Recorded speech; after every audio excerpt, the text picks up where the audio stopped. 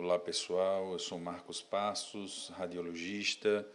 Vou falar hoje um pouco sobre a densitometria para a composição corporal, mais conhecida como DEXA. Lembrando que o peso normal não é sinônimo de saúde, né? Muitas pessoas acreditam que estão com peso dentro da normalidade e estão saudáveis. Na verdade, isso é um tabu, e a densitometria de composição corporal ela vem exatamente para dicotomizar e separar esses pacientes com risco, né? Essa imagem mostra bem a diferença que existe em um paciente que tem IMC iguais, porém com alterações corpóreas totalmente diferentes e condições clínicas totalmente diferentes. A miscigenação leva a essa alteração e muito difícil de avaliar somente com a ectoscopia, ou seja, avaliação clínica externa corporal do paciente, qual dessas pacientes são saudáveis. A mesma coisa em relação a isso, essa imagem mostra bem isso, várias atletas com alturas diferentes, jogadoras de basquete, corredoras, ginásticas olímpicas, porém com composições corporais completamente diferentes e às vezes saudáveis. Cada vez mais comum conseguimos diagnosticar o que nós chamamos de obesidade sarcopênica, são aquelas pessoas que são obesas e têm baixa massa muscular. A densitometria de corpo total, também conhecido como densitometria para composição corporal e também no meio científico como DEXA, é o padrão ouro para avaliar a composição corporal. Ela emite dois feixes de raio-x, sendo um de baixa penetração e um de alta penetração, e consequentemente você consegue depois subtrair um do outro e conseguir imagens completamente diferentes e de estruturas diferentes devido à absorção diferente do raio-x. Consequentemente, você consegue avaliar a composição corporal. Nós chamamos isso de feixe de dupla energia, que também é utilizada na tomografia computadorizada hoje em equipamentos mais modernos, em que você consegue avaliar, por exemplo, e reduzir os artefatos metálicos. Isso é cada vez mais comum a avaliação. A densitometria óssea nada mais é, e composição corporal nada mais é que um feixe de raio-x em que vai fazendo uma aquisição em uma forma de leque e uma forma paralela e mostrando as imagens no computador, né? Existem algumas limitações em relação principalmente à altura dos pacientes, os equipamentos eles têm uma limitação principalmente na altura. Pacientes acima de 1,98 m não conseguem fazer aquisição de equipamentos, na grande maioria dos equipamentos. Existe um equipamento americano que não é disponível no Brasil, que tem para pacientes extra larges, né? Principalmente aqueles jogadores americanos de basquete e pacientes muito largos, né? Que o equipamento consegue fazer essa aquisição, mas no Brasil o limite é de 1,98 m, 66 centímetros de largura. Lembrando que também aqueles pacientes obesos, quando o paciente está deitado na mesa, isso aqui é o local onde se tem a detecção do raio-x, aqui é o feixe do raio-x, e você tem um limite de espaço entre o detector e a barriga do paciente. Então, aqueles pacientes que têm uma barriga muito proeminente, também existem dificuldades de aquisição. A radiação utilizada na densitometria é muito baixa, chegando a comparar com um raio-x dentário. E isso você colocando isso para o corpo total, para você ver como a radiação é muito baixa. Só para você ter uma ideia, a radiação natural que recebemos anualmente é em torno de 2,4 milisievert, e a radiação da densitometria óssea, a densitometria de corpo total, 0,005 milisievert, muito baixa.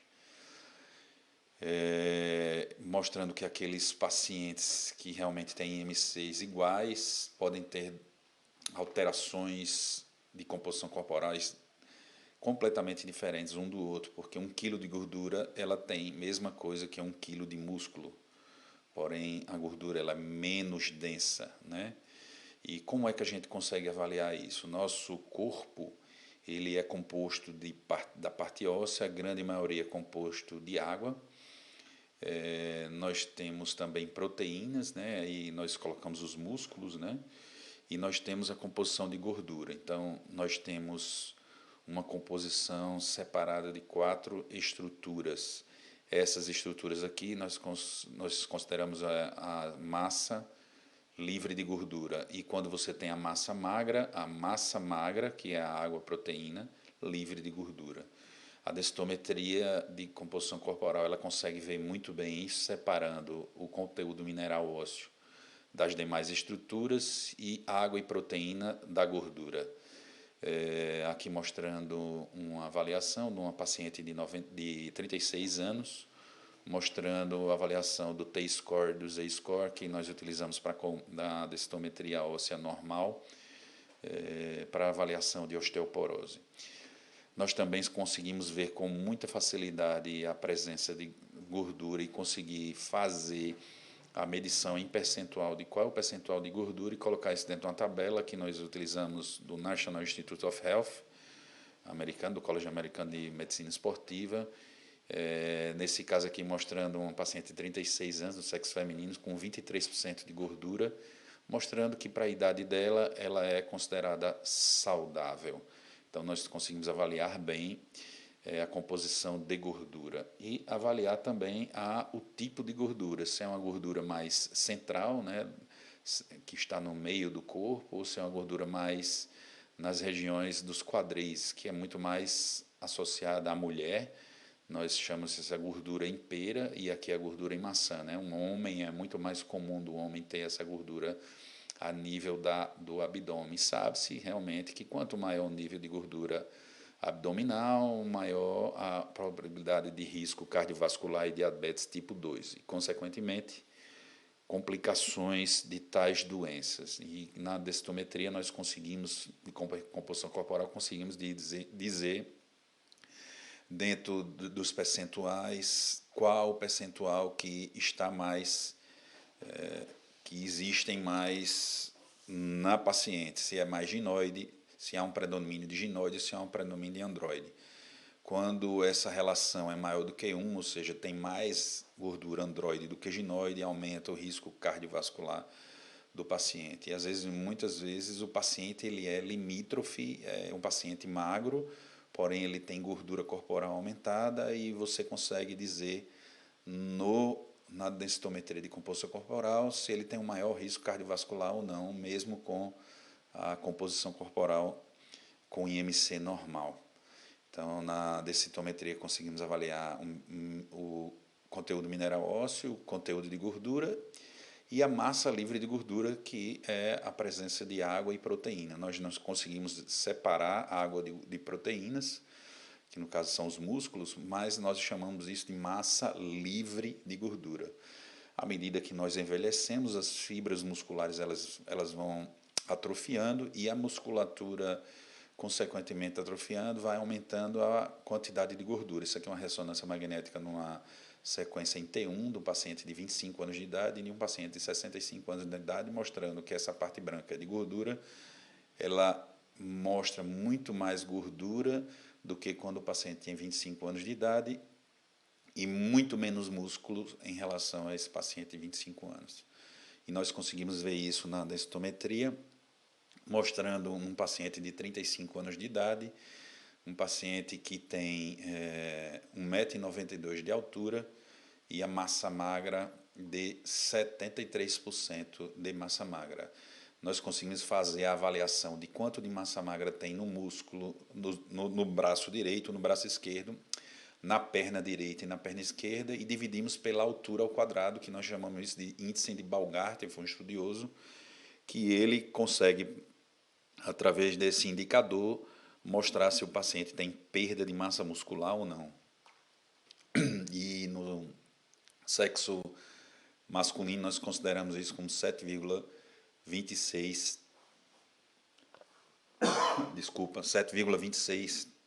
para os homens e 5,5 quilos para por metro quadrado para as mulheres. Nesse caso aqui, um paciente do sexo masculino, mostrando 5,67 quilos por metro quadrado, consequentemente abaixo da normalidade, e ele é considerado um paciente com sarcopenia. Veja que é um paciente alto, magro e tem sarcopenia, e jovem, né? Então, nós conseguimos separar clinicamente esses pacientes em um paciente que não tem sarcopenia, aqueles pacientes que têm pré-sarcopenia, ou seja, aqueles pacientes que têm sarcopenia pela densitometria de composição corporal, porém, clinicamente, ele não tem perda de força muscular. A perda de força muscular é feita através desse equipamento, que a gente vê a pressão, né, a quantidade de quilogramas força que faz com a pressão da mão,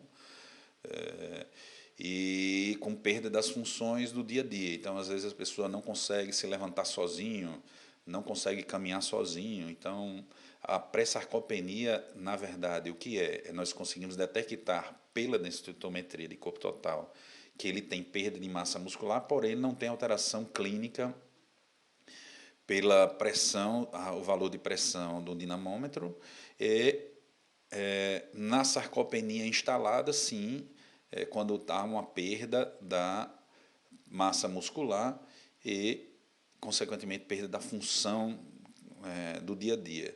E o que, é que a gente quer avaliar? Exatamente a avaliação da pré-sarcopenia, saber que esses pacientes têm sarcopenia, mas que nós tentamos reverter a sarcopenia deste paciente. A composição corporal a gente consegue dividir nos membros, os troncos, a região da pelve, membro inferior e a região da cabeça. Consequentemente, separar o conteúdo mineral ósseo da massa livre de gordura e a livre de gordura, separando por aquelas regiões. Então, a composição corporal nós conseguimos avaliar se tem osteoporose ou não, se tem sarcopenia ou não e qual o grau de obesidade.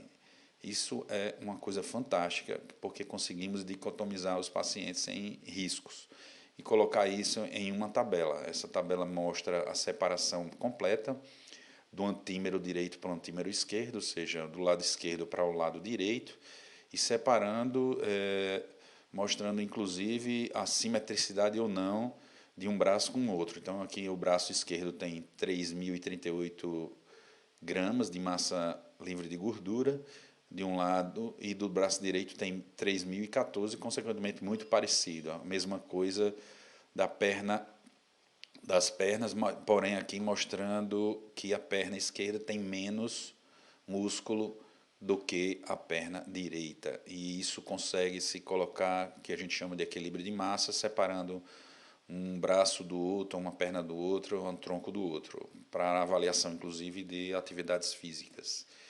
Esse aqui é um laudo final de uma composição corporal, mostrando num paciente de 35 anos, que é um paciente que tem um baixo peso, de 17, um IMC de 17, que tem um percentual de gordura aumentada para a idade dele, né? Tem 23,6% de gordura, ou seja, na tabela de homem para 35 anos ele está com excesso de gordura, ou seja, um cara que tem baixo peso, mas tem gordura e tem sarcopenia. Então, ele deve ser tratado, né? Para você ver, ele tem muita gordura e tem baixa muscular. Nós chamamos isso de obesidade sarcopênica. Então, por que devemos fazer uma densitometria do corpo inteiro? Porque a sarcopenia, principalmente, ela atinge cerca de 40% da população idosa, principalmente acima dos 65 anos de idade. Cerca até de 60% dos pacientes de 80 anos de idade. Então, quando eram mais novos, os pacientes eram bem musculosos, e à medida que vai envelhecendo, mesmo às vezes fazendo atividade física, a perda natural da massa muscular. Esse paciente aqui, com certeza, tem uma sarcopenia. Quanto é a densitometria de corpo total que vai conseguir avaliar e, consequentemente, se o tratamento clínico, até com a musculação, está sortindo resultado. E por que isso?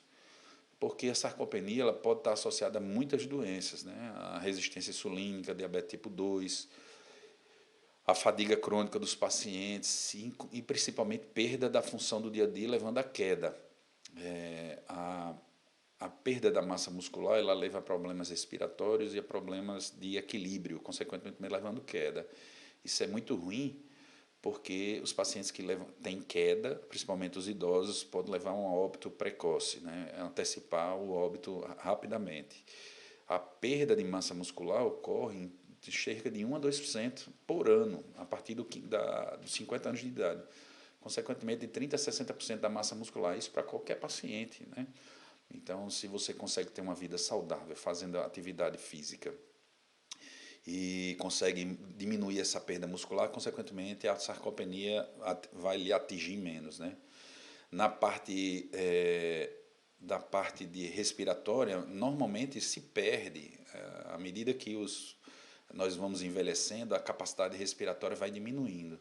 Se nós temos sarcopenia associada também, vai perdendo mais ainda essa capacidade respiratória. Consequentemente, por isso que idosos têm maior predisposição a desenvolver quadros de pneumonia e, consequentemente, complicar e levando até a óbito, né? As quedas são muito comuns a partir dos 65 anos de idade. Algumas estatísticas mostram que até pelo menos 35 a 40% dos pacientes, das pessoas, vão ter uma queda, né, por ano. E 50% desses vai ser reincidido a queda. E nos pacientes acima de 80%, de 80 anos, 50% vão ter queda no primeiro ano. E qual é o problema disso? É que já na primeira queda, aqueles pacientes podem ser internados e levando a fratura de colo de fêmur, principalmente. A fratura osteoporótica. Esses pacientes hospitalizados, os pacientes que estão hospitalizados idosos, chegam a ter 20% de queda durante a internação, e aqueles pacientes institucionalizados em locais de longa permanência chega de 1,5 quedas por ano. O problema da queda é exatamente esse aqui, porque leva à incapacidade do idoso de ter, ele perde a confiança, deixa de andar sozinho, tem medo de levar outra queda, consequentemente vai passar mais tempo acamado, piora a osteoporose e leva a novas quedas e, consequentemente, fraturas. E o problema das fraturas é que cerca de 20% dos homens podem morrer no primeiro ano e no segundo ano chegando a 25%. E isso é muito ruim, motivo pelo qual a sarcopenia ela deve ser tratada o mais precocemente. Sabe-se que na densitometria óssea, um aumento de um desvio padrão na densitometria óssea pode aumentar o risco em fratura em mais de 2 vezes, motivo pelo qual também a saúde óssea também é importante junto com a saúde muscular, aqui mostrando as causas de mortalidade, né, externas em indivíduos acima de 60 anos de idade, mostrando que 15% é devido a quedas.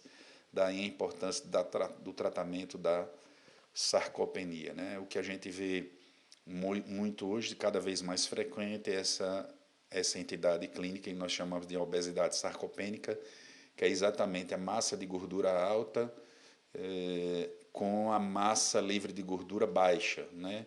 Ou seja, a pessoa é gorda, tem baixa massa muscular, mas tem um IMC normal. Isso é muito perigoso.